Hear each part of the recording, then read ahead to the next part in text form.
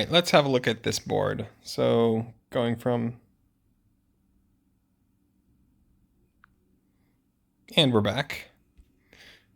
So looking at the score, I did fairly well this game. Usually means I got pretty lucky. Let's have a look at the board. So we see Anvil, decent card. Discard a spare copper to get a whole action.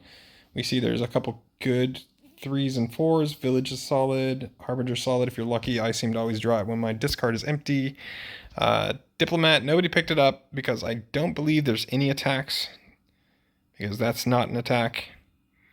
So less beneficial then, because it's harder to trigger the 2 actions, especially when there's none of these cards that give you an action but don't replace themselves. So you can't get that extra boost from Diplomat. So it was ignored for good reason.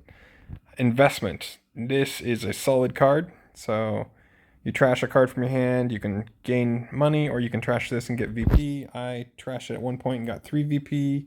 We see that Zero trashed it and got 2 VP. I mean, even if this didn't give 1 money, I would still be okay with it, because a treasure that just lets you trash is pretty good because it doesn't take an action. And if you play something like a vault where you just draw 2 cards and you have no actions left, you don't mind drawing into an investment. Secret Passage, so take a card from your hand, put it anywhere in your deck, draw 2 cards, 1 action. So it's not too bad. It's 4, and it basically breaks even on cards, but it does enable treasure map hands. So this was a treasure map game. So with an enabler, treasure map's slightly better, but sometimes treasure map is a track, especially late game when your deck is pretty cluttered. You probably don't want treasure maps. I don't know why 9 of them were bought. That does seem like a lot. And then we see that 5 wharfs were bought. So I bought a few myself. Let's have a look at the decks. So we can see that I bought 3 of the wharfs. I don't know if it's pluralized that way. And then I got my 2 secret passages, which helped me enable my 4 gold. So I remember when I did get my 4 gold, I also had a secret passage. So I used the secret passage to stash 1 of the gold on top.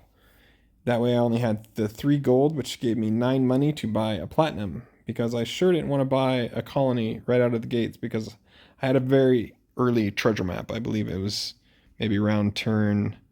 This was a 19 turn game, so it might have been around turn 5, 6. Let's go back to the decks. And, you know, got my 2 Harbingers, my 3 villages, my 2 secret passages, and I have my Anvil, and I trashed my investment at some point early on because my deck was pretty comfortable with it. I don't know how I got that curse. I think it was a misdrag and I didn't notice, so good thing it didn't make the difference. We're looking at Zero's game, and that's a very tight deck, just 9 different card types. See, I had 12 different card types. So notably, even with 12 types, Fairground would still only be worth 4 VP for 6 money.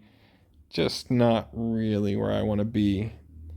Bubbling did have 14 different card types, so it was close even for her with a wide variety of cards for 6. So it would have been sort of a discount province in some ways, but nobody bought any. So, yep, I had 3 platinum.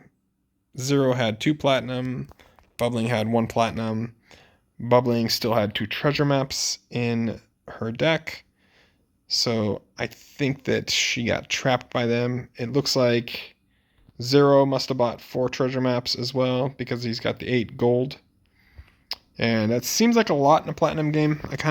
But then again, if you draw platinum and 2 gold, that's your colony. So it's not horrible, but I usually try to keep my gold light, and treasure map sets the gold to a minimum of 4. And from there, I would rather buy actions.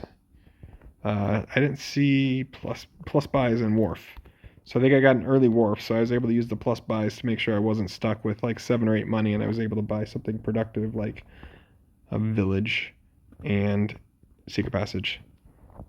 So my final turn, I ended up buying a colony, a couple of states, and drew that random curse that I picked up at some point.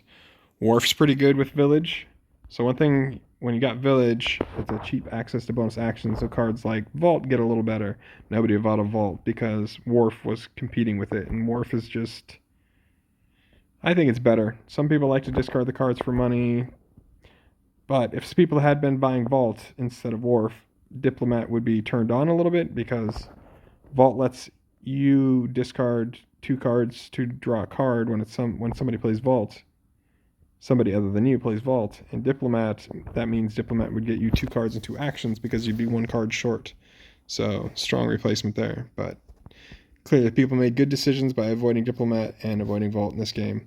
Seems like a lot of treasure maps, but other than that, pretty fun game, pretty solid. I got lucky at a few points. My treasure maps lined up early, and my secret passage also helped me not waste any early gold and just go straight into that platinum.